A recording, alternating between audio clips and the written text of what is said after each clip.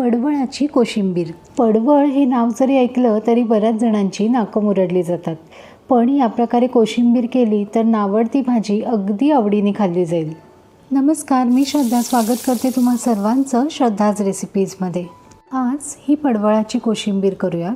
त्यासाठी मी इथे हा इतका पडवळ घेतला आहे. हा पडवळ अगदीच कोवळा असल्यामुळे मी तासून नाही घेतला आहे. बघा, मधून हा असा चिरून मधला भाग काढून घ्यायचा आहे. या बियांची ही छान चटणी करता येते. आणि आता जमेल तितका बारीक चिरून घ्यायचा आहे. किसून घेतला तरीही चालेल. छान कोवळा पडवळ कोशिंबिरीसाठी घ्यावा.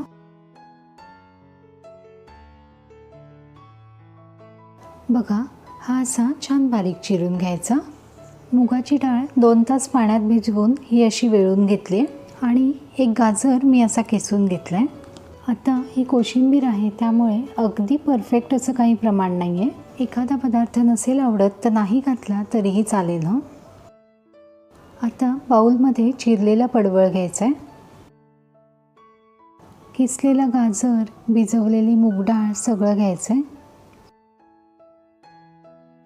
बारीक चिरलेली कोथिंबीर घालायची. छान ताजा खवलेला ओला नारळ घालायचा आहे. ही भाजलेल्या दाण्याची भरड आहे ती घालते. आता सगळं मिक्स करून घ्यायचं आहे. पडवळ या भाजीमध्ये भरपूर प्रमाणात फायबर असल्यामुळे पचनास तर अतिशय हलकी आहेच, पण या भाजीमध्ये कॅल्शियम आणि मॅग्नेशियमची मात्रा ही भरपूर प्रमाणात असल्यामुळे वाढत्या वयातील मुलांची उंची वाढायलाही मदत होते. बघा, सगळं छान मिक्स करून घेतलं आहे. यामध्ये छान ताजं गोडं दही घालायचं आहे. सगळं छान हलवून घ्यायचं आहे. आता खमंग फोडणी करूयात.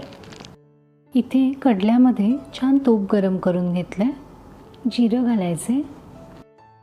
जिरं छान फुललं की लगेच मिरची घालायची. मी इथे ओली मिरची घेतली, पण लाल मिरचीही घेऊ शकता. कढीपत्ता घालायचा आहे आणि हिंग घालायचं आहे. मस्त खमंग चुरचुरीत फोडणी या दही पडवळाच्या मिश्रणावर घालून घ्यायची. सगळं व्यवस्थित एकदा हलवून घ्यायचं आहे. आता अगदी शेवटी चवीपुरता मीठ आणि चवीला साखर घालायचे. लक्षात ठेवा, मीठ आणि साखर आपल्याला पानं घ्यायच्या वेळेलाच मिक्स करायचे, कारण नाहीतर मग कोशिंबिरीला बऱ्यापैकी पाणी सुटतं. काही नैसर्गिक रंग आपल्या डोळ्यांना आपसुकच गारवा देतात, तशीच डोळ्यांना आणि पोटालाही गारवा देणारी ही कोशिंबीर. नक्की करून बघा आणि तुमचे अभिप्राय मला जरूर कळवा. धन्यवाद.